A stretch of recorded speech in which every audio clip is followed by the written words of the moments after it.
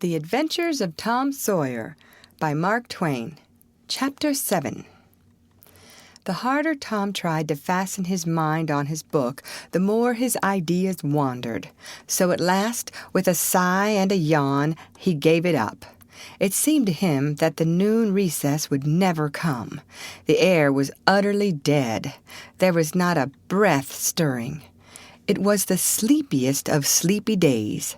The drowsing murmur of the 25 studying scholars soothed the soul like the spell that is in the murmur of bees. Away off in the flaming sunshine, Cardiff Hill lifted its soft green sides through a shimmering veil of heat, tinted with the purple of distance. A few birds floated on lazy wing high in the air. No other living thing was visible but some cows, and they were asleep. Tom's heart ached to be free, or else to have something of interest to do to pass the dreary time. His hand wandered into his pocket, and his face lit up with a glow of gratitude that was prayer, though he did not know it. Then, furtively, the percussion cap box came out. He released the tick and put him on the long, flat desk. The creature probably glowed with the gratitude that amounted to prayer, too, at this moment, but it was premature, for when he started thankfully to travel off, Tom turned him aside with a pin and made him take a new direction.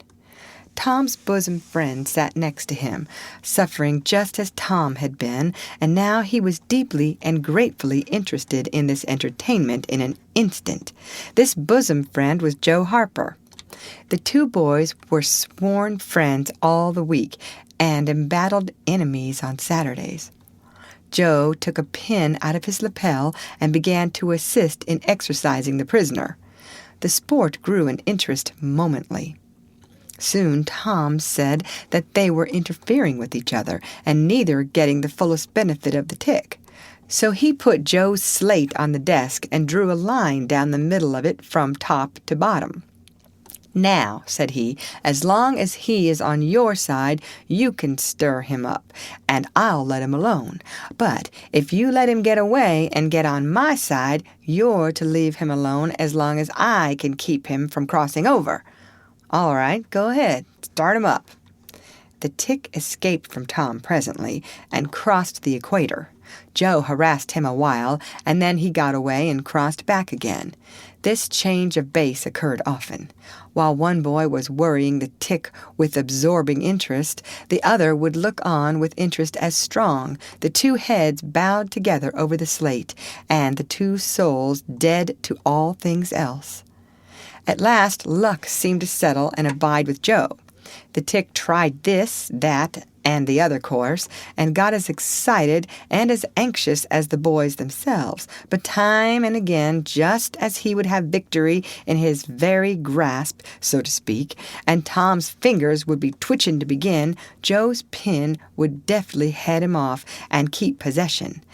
At last, Tom could stand it no longer. The temptation was too strong, so he reached out and lent a hand with his pin. Joe was angry in a moment. Said he, "Tom, you let him alone." "I only just want to stir him up a little, Joe." "No, sir, it ain't fair. You just let him alone." "Blame it, I ain't going to stir him much. Let him alone, I tell you." "I won't." "You shall. He's on my side of the line. Look here, Joe Harper, whose is that tick?" "I don't care whose tick he is. He's on my side of the line, and you shan't touch him." "Well, I'll just bet I will, though. He's my tick, and I'll do what I blame please with him or die." A tremendous whack came down on Tom's shoulders, and its duplicate on Joe's, and for the space of 2 minutes the dust continued to fly from the two jackets, and the whole school to enjoy it.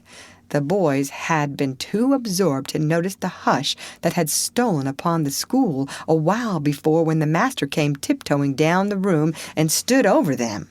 He had contemplated a good part of the performance before he contributed his bit of variety to it. When school broke up at noon, Tom flew to Becky Thatcher and whispered in her ear, Put on your bonnet and let on you're going home. And when you get to the corner, give the rest of 'em the slip and turn down through the lane and come back. I'll go the other way and come it over 'em the same way." So the one went off with one group of scholars and the other with another. In a little while the two met at the bottom of the lane, and when they reached the school they had it all to themselves. Then they sat together with a slate before them, and Tom gave Becky the pencil and held her hand in his, guiding it, and so created another surprising house. When the interest in art began to wane, the two fell to talking. Tom was swimming in bliss. He said, "Do you love rats?" "No, I hate them."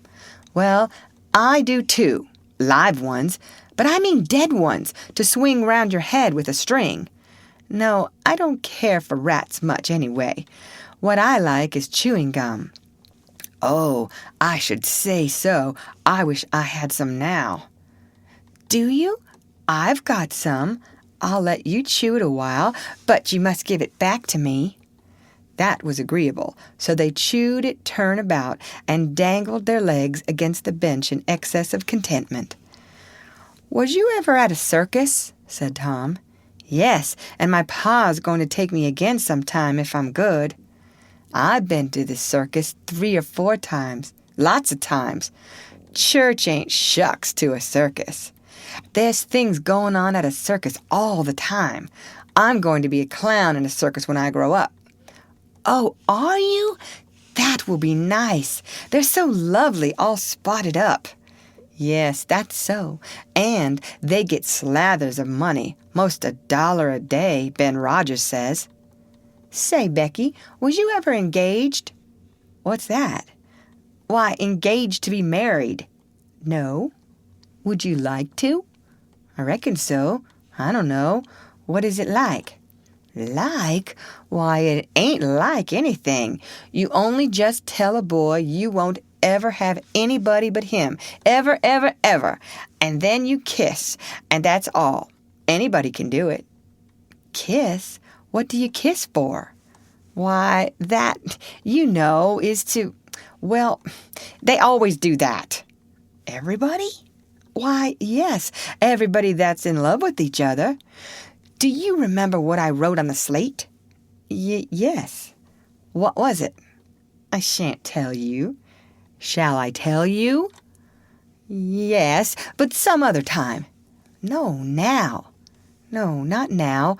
Tomorrow." "Oh, no, now. Please, Becky, I'll whisper it. I'll whisper it ever so easy." Becky hesitating, Tom took silence for consent and passed his arm about her waist and whispered the tale ever so softly with his mouth close to her ear, and then he added, "Now you whisper it to me just the same." She resisted for a while and then said, "You turn your face away so you can't see, and then I will. But you mustn't ever tell anybody, will you, Tom? Now you won't, will you?" "No, indeed I won't. Now, Becky." He turned his face away. She bent timidly around till her breath stirred his curls and whispered, "I love you." Then she sprang away and ran around and around the desks and benches with Tom after her, and took refuge in a corner at last, with her little white apron to her face. Tom clasped her about her neck and pleaded, "Now, Becky, it's all done, all over but the kiss. Don't you be afraid of that. It ain't anything at all. Please, Becky." And he tugged at her apron and the hands. By and by she gave up and let her hands drop. Her face, all glowing with the struggle, came up and submitted. Tom kissed the red lips and said, "Now it's all done, Becky, and always after this you know you ain't ever to love anybody but me, and you ain't ever to marry anybody but me, ever, never, and forever. Will you?" "No, I'll never love anybody but you, Tom, and I'll never marry anybody but you, and you ain't to ever marry anybody but me either." Certainly, of course, that's part of it. And always coming to school, or when we're going home, you're to walk with me when there ain't anybody looking. And you choose me, and I choose you at parties, because that's the way you do when you're engaged. It's so nice. I never heard of it before. Oh, it's ever so gay. Why, me and Amy Lawrence... The big eyes told Tom his blunder, and he stopped, confused. Oh, Tom, then I ain't the first you've ever been engaged to? The child began to cry. Tom said, Oh, don't cry, Becky. I don't care for her any more. Yes, you do, Tom. You know you do. Tom tried to put his arm about her neck, but she pushed him away and turned her face to the wall and went on crying. Tom tried again, with soothing words in his mouth, and was repulsed again. Then his pride was up, and he strode away and went outside. He stood about, restless and uneasy for a while, glancing at the door every now and then, hoping she would repent and come to find him, but she did not. Then he began to feel badly and fear that he was in the wrong. It was a hard struggle with him to make new advances now, but he nerved himself to it and entered. She was still standing back there in the corner, sobbing with her face to the wall. Tom's heart smote him. He went to her and stood a moment, not knowing exactly how to proceed. Then he said hesitatingly, Becky, I don't care for anybody but you. No reply but sobs. Becky, pleadingly, Becky, won't you say something? More sobs. Tom got out his chiefest jewel, a brass knob from the top of an andiron, and passed it around her so that she could see it, and said, Please, Becky, won't you take it? She struck it to the floor. Then Tom marched out of the house and over the hills and far away to return to school no more that day. Presently Becky began to suspect. She ran to the door. He was not in sight. She flew around to the play yard. He was not there. Then she called, Tom! Come back, Tom! She listened intently, but there was no answer. She had no companions but silence and loneliness. So she sat down to cry again and upbraid herself.